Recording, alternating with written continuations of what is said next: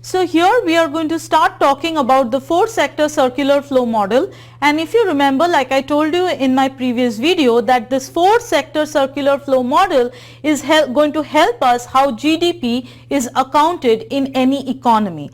Now this model could be true for any economy, whether it is USA or for Bolivia. So any economy really has 4 sectors, and we call those sectors the government sector, the household sector,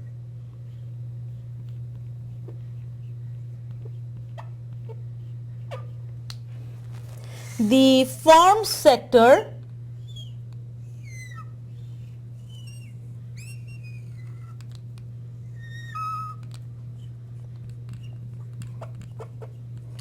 and last and final, which is the foreign sector.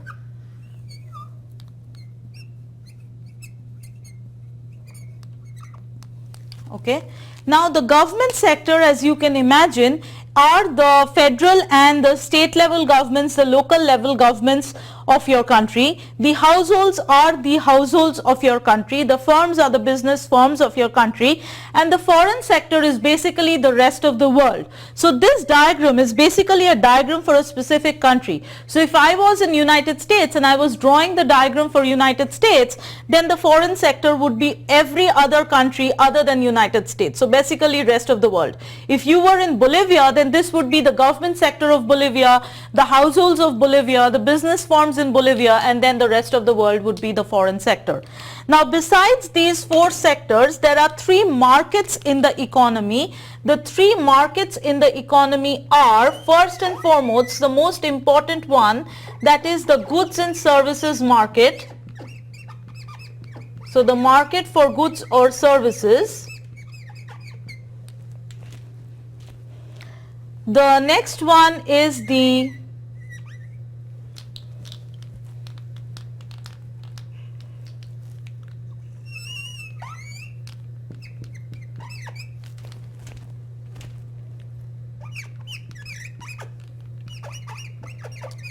factor market, and the other one is basically the financial market of the country.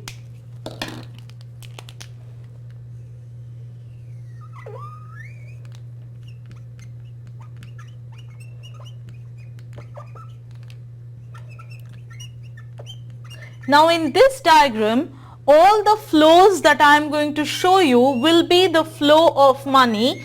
Please be a little careful and note this, that here whatever flows we show, obviously this is a flow model, so we are going to show different flows, and those flows are going to be the flow of money. So the direction of arrows basically show you the flow of money. Now money flows from one sector to another. So money originates from one sector and it always goes to another sector, and while doing so it always has a pit stop in one of the markets. So please note that these 3 markets are not the final destination of money in an economy. In other words, these are just a pit stop or a transitionary stage for money. So money flows from one sector to another, and while doing so it flows through a market. So never money stays back in a market. Money always goes from one sector to another, but it always flows through a market. Okay. Now, if you remember the definition of GDP from the previous video, we basically said it is the value of all goods and services that are produced in an economy. Now, you can understand that all goods and services that are produced in an economy must be produced by the business forms of the economy. So, these are the guys who should be producing the goods and services, and these goods and services should obviously get sold in this goods and services market. So, these are the people producing it and selling it, and here is the place where these goods and services are sold. So let's say that these are the car manufacturers, the apple growers, and these are the clothes manufacturers and every other business firm, and they are all selling their goods and services in this market. So whatever money is generated from the final sale of goods and services, that money must go from the goods and services market to the firm sector, isn't it?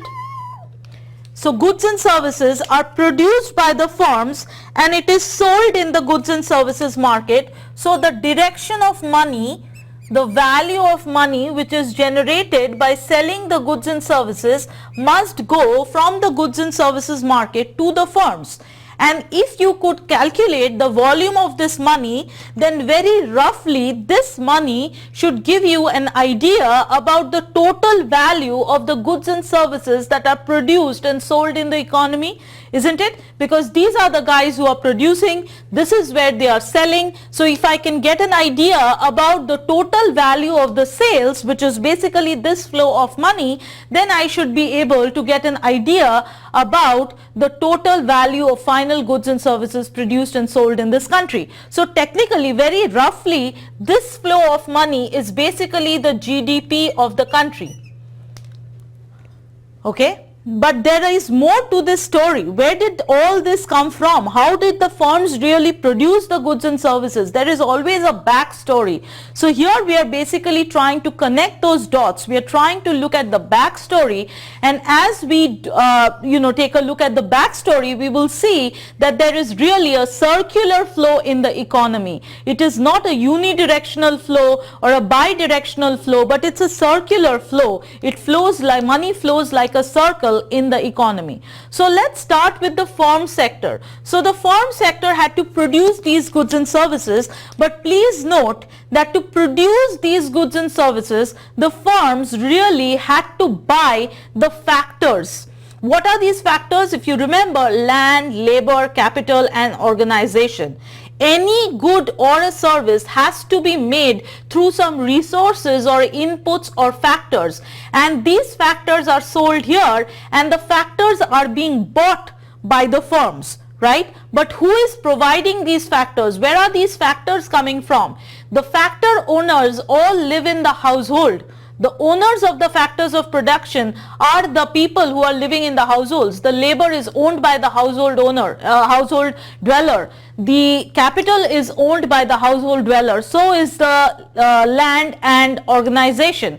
So basically the factor owners live in the household. So the households are selling their factors of production in this market, and the firms are buying the factors of production from this market, and with those factors of production they are basically making the goods and services which are being sold here, and they are raising the money from there. Right? So can we say that when the firms buy the factors, obviously the firms have to pay some money for those factors, isn't it? And you know that the money for the factors could be classified as wage that is paid to workers or laborers, the rent that is paid for capital, it could be the profit that is earned by the business owners, it could be so it could basically take these forms. So the firms are buying the factors of production, which is land, labor, capital and organization, and when they buy those factors of production, they have to pay the money, the factor payments, and those factor payments could take the form of wages, rent or profit. Correct? Now this money, the factor payments, do not stay in the factor market, but instead it goes to the household, isn't it? It goes to the household, these factor payments, because who is selling it? Who is selling these factors? It is the people who live in the household. If you are a worker, you are selling your labor, but whatever money you get for your labor, which is basically your wage, you are taking that and you are going back to your house. So all the factors take that money, the wages, the rent and the profit, and they go back to their respective households. And this wage or rent or profit basically goes to the household as the income of the household, isn't it? So we could say this is the income that is generated for the households, and this income has been generated by selling the factors of production, by selling land, labor or capital to the business firms. Now what does the household really do with this income? All this income that has come into the household, what does the household do with that? The household can do three things with this income. First of all, the household needs to pay taxes to the government. So obviously the household pays taxes. The household also has to buy goods and services. We all have to buy food, groceries, utilities, etc. So it spends on goods and services. So this is basically the household's spending on goods and services, which is also known as consumption spending. I repeat, so this consumption spending is the money that the household sector of an economy spends on buying goods and services. It is also denoted by this capital C. So the households have made income, paid taxes, bought goods and services, which is the consumption spending. Now there is another part which is left over, which is basically the savings. Think about yourself. If you earn an income, you pay for your bills, you pay taxes to the government, and the rest is your savings, which you are not going to stack under your pillow, but you really invest it in something. You either put it in a bank, or you put it in a certificate deposit, or you buy stocks or bonds of a company. So you really put it in the financial market. So that is another flow of money. You really put your money into investment and you invest it in a financial product, so that money goes into the financial market. What is this money? This money is basically the savings of the household, and this savings is also known as private savings. So the savings of the household sector is called private savings, and it is denoted by SP, right? It is the private savings. Now this private savings, obviously that money that goes into the financial market, it does not stay in the financial market, right? It has to go off to another sector. Which sector does it go to? It goes to the firm sector. Why? Because please note that basically these financial products are all products that are being sold by the business firms in order to raise money for their business. For example, if you have some savings and you buy stocks of Amazon, then the money that you pay is basically going to be used by Amazon to, expand their business. So basically it is Amazon's way, the selling of Amazon stocks is a way that the company Amazon is trying to raise private money. It is trying to gather money from the households for expanding its own business. So it is private savings which is actually going from the financial market to the firms. So there is a flow of money from the financial market to the firms, and I could call it borrowing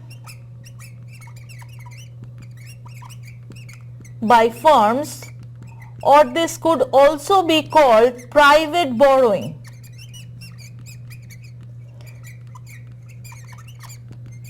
It is called borrowing because please note that this is the money of the households. This is the saving of the households, right? If I save $100 today and I decide to buy a stock of Amazon with the $100, Amazon takes this $100 and puts it into expanding its business. But tomorrow if I go back to the financial market and I want to sell off that stock, then Amazon must give me that money back. Give that money back to me, right? So it is not really Amazon's money, but it is the money that Amazon has borrowed from the financial market. It is actually the money of the households, and that's why it is called borrowing by the firms. Now what will the firms do with this money?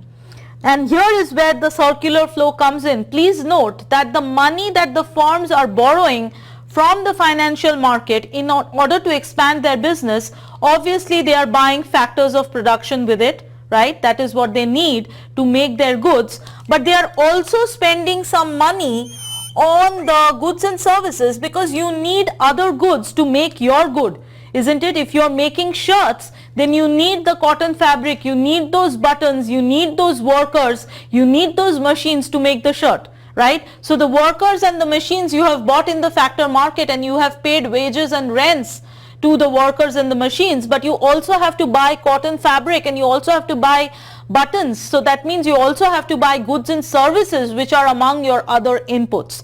Now this spending by the firms on other goods and services, on other inputs, this is also known as investment spending.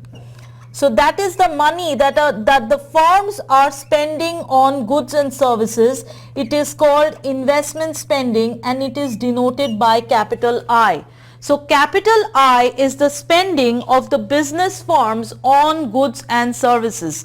Please note, we already have set up a circular flow and there is more to go. And at this point I want to kind of stop and take you through it again. So the households are selling the factors of production. That's why they are receiving this money, wages, rent, profit. Where did the money come from? The money came from the firms because the firms paid the wages, the rent and the profit to the factors. Where did the firms get this money from? The firms got this money by borrowing from the financial market. Where did that money come from? That money came from the savings of the households. Where did that saving come from? That saving came from the money that was left over from the income after paying for taxes and after spending for consumption of goods and services, right? So there you can see that there is a circular flow that is going on. Now let's come to the government sector. Now the government sector has received its money in the form of taxes from the households, and it also does receive some money in the form of taxes from the firms, so that is still there, but the business taxes are a small part, so we are really concentrating on the income taxes paid by the households.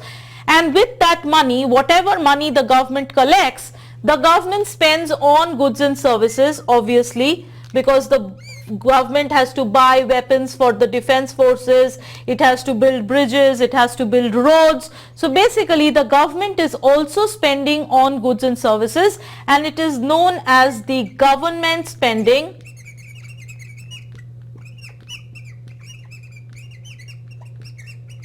And let us denote that as capital G. So that is the government spending on goods and services, capital G. So out of the income, so this is the income of the government, the taxes, it is spending a part on goods and services for public infrastructure, so on and so forth. Another part the government actually returns to the households, because the government pays for welfare payments, different welfare programs, it pays for unemployment benefits, it pays for pension, it pays for social security. So it is giving back some amount to the households. These are also known as transfer payments of the government. So the transfer payments are anything that the government is giving to the household and not getting anything back in return. Please note, when the government pays pension, the government is not really getting a good or a service back in return. If the government is paying for unemployment benefit, it is not getting a good or a service in return. So anything that the government does for the household and does not get any current good or service back in return, that is known as a transfer payment. So the government has made money through taxes, it has spent on other goods and services like public infrastructure, it pays for welfare and other payments which are transfer payments, but the government also has some savings, isn't it? The government also has some savings, and the government is going to put that savings once again into the financial sector, into the financial market, and that is also known as public savings or savings of the government, that is SG. The government invests in the financial market and that money goes into the firm. So if the government buys stocks of Amazon, then Amazon gets that money, and that is again, borrowing by Amazon. But please note that the government is also selling its own bonds in the financial market. So the government is also trying to raise money from the people, from the households. So the government is not only putting its money in the financial market, but it is also borrowing some money from the financial market, and that is public borrowing or government borrowing. So the government is also selling government bonds in the financial market and trying to raise money. So really the income of the government is the income that is generated from taxes and the income that is generated from public borrowing, and that money gets spent by the government on transfer payments, it gets spent on goods and services, and the leftover really goes as public savings into the financial market. Okay. Now we are left with the other sector, which is the foreign sector. As you can see, we have not touched this at all, But now let's go and talk about the foreign sector and what is the connection of the foreign sector with this economy that we are talking about. Now please note that in the goods and services market of our country, the government, the households and the firms are not only buying the goods that were made in this country, the domestic goods, but they are also buying some goods that were produced in other countries, isn't it? For example, if I walk into a store in USA, I not only buy the goods that are made in USA, but I also end up buying some goods that are made in China or made in Philippines, made in Vietnam, made in Bangladesh. So these are goods that actually came from other countries into my country, but I end up buying those goods. The government is buying such goods, the households are buying such goods, the firms are also buying such goods. That means, there is these goods and services of other countries that get sold in the domestic market of this country, and there is a flow of money, that must go from this country to the foreign sector. Those goods are sold here, so the money goes from the domestic market to the foreign sector. And please note that this money is the money that is given for the imported goods. So this is the imports, and that is denoted by capital M. The imports are always denoted by capital M. Please note, this is direction of money.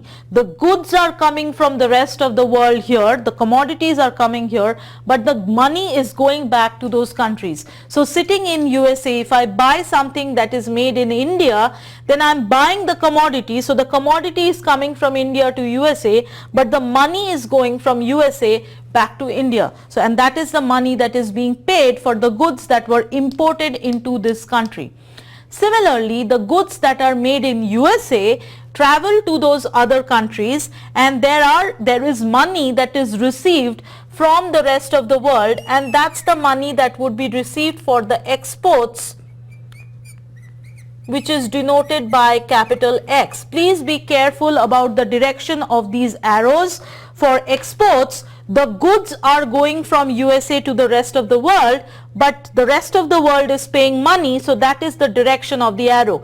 Remember, I told you that in this diagram we are drawing the arrows in the direction of flow of money. So money is coming from the rest of the world into USA. And for imports, like I told you, we are buying the goods sitting here in USA, so the commodities are coming from the rest of the world here, but the money is going to the rest of the world. Now, is there any connection between the foreign sector and the financial market? Well, the answer is yes, because there could be foreign companies who are selling their stocks in the US stock market, or there could be foreign companies that are selling their stocks in the Bolivian stock market, right? So basically, what are those companies trying to do? Those foreign companies are trying to raise money from the people of USA, or they are trying to raise money from the people of Bolivia, right?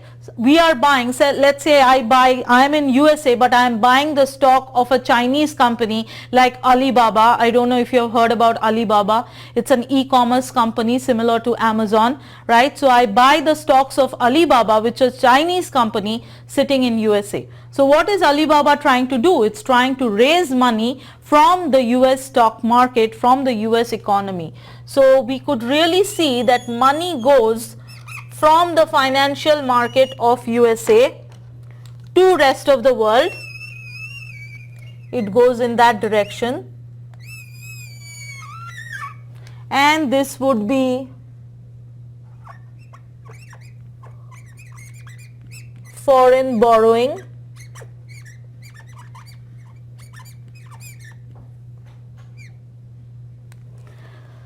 Foreign borrowing. And similarly, there could be money that is coming from rest of the world, because similarly the US companies are also selling their stocks in foreign land in other countries. So basically USA is trying to raise money from the rest of the world. In other words, the rest of the world is lending that money to USA. So there's a reverse flow like that, which is called foreign lending. So that's the money that the rest of the world is lending to us because it is the US companies which are selling their stocks in other countries and they are raising money from those other countries. So this kind of completes the four sector circular flow model, and you can see that money is originating from one sector and traveling to another sector, but it is always flowing through a market. Now before I end this one, let me remind you that this financial market is really a special case of the goods and services market. So the financial market is like a small subset of the goods and services market, okay? It is special in the sense that it only deals with the financial goods. It is still a good, but it's a financial good. So in some sense, the financial market is really a small section of the goods and services market. It is special, that's why we are treating it separately. So this completes the four sector circular flow model for us. So this basically shows how money flows into in the economy, and it really tells you how GDP accounting is done in an economy.